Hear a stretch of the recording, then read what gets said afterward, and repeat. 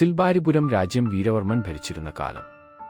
ഒരിക്കൽ മന്ത്രിയുടെ മാളികയിൽ മോഷണം നടന്നു. കള്ളന്മാർ സ്വർണ്ണ സൂക്ഷിപ്പ് മുഴുവനും കൊള്ളയടിച്ചു. ഈ സംഭവത്തിൽ രാജാവ് അങ്ങേയറ്റം ആശങ്കയിലായി. രാജ്യം മുഴുവൻ അരിച്ചുപെറുക്കിയപ്പോൾ 2 കള്ളന്മാർ കുടുങ്ങി. സ്വർണവും വീണ്ടെടുത്തു. അവർക്കു ജീവപര്യന്തം ഇരുണ്ട തടവറവാസം വിധിക്കുകയും ചെയ്തു. പക്ഷേ രാജാവിനെ കൂടുതൽ കോപാകുലനാക്കിയ കാര്യം മറ്റൊന്നായിരുന്നു. രാജ്യത്തെ പ്രധാന ഗുരുകുലത്തിൽ പഠിച്ച ശിഷ്യന്മാരായിരുന്നു ഈ 2 കള്ളന്മാരും. രാജാവ് ഉടൻ തന്നെ വീരമണി എന്നു പേരായ ഗുരുവിനെ കൊട്ടാരത്തിൽ വിളിച്ചുവരുത്തി. കള്ളന്മാരാക്കുന്ന വിദ്യയാണോ ഇത്രയും പ്രശസ്തമായ ഗുരുകുലത്തിൽ താങ്കൾ കൊടുക്കുന്നത്? രാജാവിനു മുന്നിൽ വീരമണി ക്ഷമാപണം നടത്തി. അദ്ദേഹം ആശ്രമത്തിൽ വന്ന് വ്യസനിച്ചു. അന്ന് ഒരു സുപ്രധാന തീരുമാനമെടുത്തു. ശിഷ്യന്മാരുടെ എണ്ണം കുറയ്ക്കുക, അല്ലെങ്കിൽ ആശ്രമം പൂട്ടി കോസലപുരത്തേക്ക് പോകുക. വീരമണിയുടെ ഭാര്യ അപ്പോൾ പറഞ്ഞു, നമ്മളെന്തിന് ഈ രാജ്യം വിട്ടുപോകണം? അങ്ങയുടെ എത്രയോ മിടുക്കരായ ശിഷ്യന്മാർ ഈ ലോകമെങ്ങും ജോലി ചെയ്യുന്നു.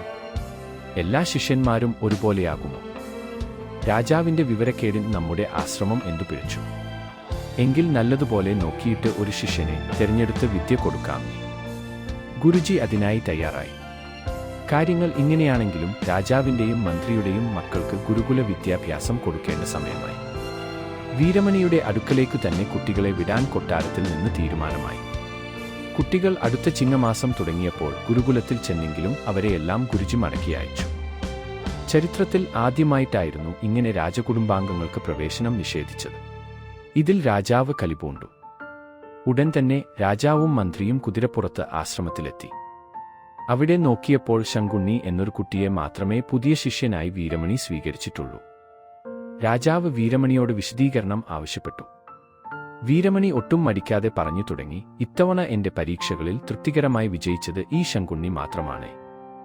എന്തു പരീക്ഷ? മന്ത്രിക്കും ഇത് രസിച്ചില്ല. വീരമണി, ഇവിടെ ചേരാൻ പല കുട്ടികൾ വന്നിരുന്നു. ആശ്രമത്തിലേക്കുള്ള നടപ്പാതയിലൂടെ ഒരു വൃദ്ധ വിറക്കുകെട്ടും ചുമന്നുകൊണ്ടുവരാൻ ഞാൻ ഏർപ്പാടാക്കിയിരുന്നു. ഇങ്ങോട്ടുള്ള പല കുട്ടികളും ഒന്നു സഹായിക്കാതെ കടന്നുപോയി. അവരെ ഞാൻ ശിഷ്യരാക്കിയില്ലായേ. മന്ത്രി, ആരും സഹായിച്ചില്ലേ? വീരമണി, ഏതാനും കുട്ടികൾ സഹായിച്ചു. പക്ഷേ അടുത്ത ഘട്ടത്തിൽ പിന്നെയും കുറച്ചു പേർ തോറ്റു. അതെന്തായിരുന്നു? വീരമണി, വൃദ്ധയെ സഹായിച്ച ചിലർ വന്നപ്പോൾ ആശ്രമത്തിന്റെ ഉമ്മറത്ത് എന്റെ അമ്മ ഇരിപ്പുണ്ടായിരുന്നു. അമ്മ കുട്ടികൾക്ക് വാഴപ്പഴം തിന്നാൻ കൊടുത്തു. തൊലി പൊളിച്ച് വായിലേക്ക് വച്ചു തിന്ന എല്ലാവരെയും ഞാൻ തിരിച്ചയച്ചു. അതിലെന്താ തെറ്റ്? വീരമണി, പഴം തിന്നാൻ തുടങ്ങുമ്പോൾ പകുതി ഒടിച്ചു വേണം കഴിക്കാൻ. അങ്ങനെയെങ്കിൽ മറ്റൊരാൾ ആവശ്യപ്പെട്ടാൽ പകുതി കൊടുക്കാമല്ലോ. അതിൽ എത്ര പേർ വിജയിച്ചു?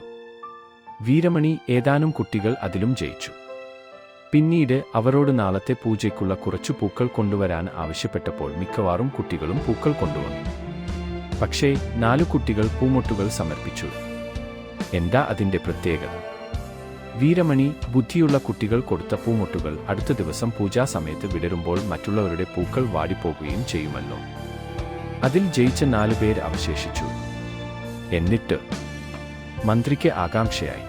വീരമണി അപ്പോൾ അമ്മ തിണ്ണയിൽ 4 മൂർച്ചയുള്ള കത്തികൾ വച്ചിരുന്നത് എടുത്തുതരാൻ അവരോട് പറഞ്ഞു. പക്ഷേ അതിൽ ഒരു കുട്ടി മാത്രമാണ് വായ്ത്തലയിൽ പിടിച്ചുകൊണ്ട് പിടിയുള്ള ഭാഗം അമ്മയ്ക്ക് നീട്ടിയത്.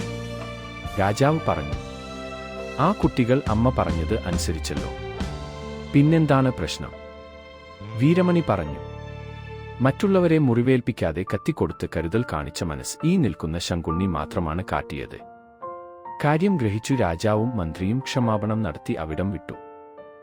ആശയം: മറ്റുള്ളവരെ കരുതുന്ന നിസ്വാർത്ഥത സൂചിപ്പിക്കുന്ന കഥയാണിത്.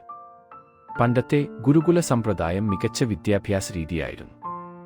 യോഗയും അവിടെ ഒരു വിഷയമായി കുട്ടികൾ പഠിച്ചിരുന്നു. ഇക്കാലത്ത് നാടൻ സമ്പ്രദായങ്ങളും പഴമയുടെ നന്മകളും മലയാള ഭാഷയും മറക്കാൻ ശ്രമിക്കുമ്പോൾ അധ്യാപക വിദ്യാർത്ഥി ബന്ധങ്ങൾ ശിഥിലങ്ങളാവുന്നു.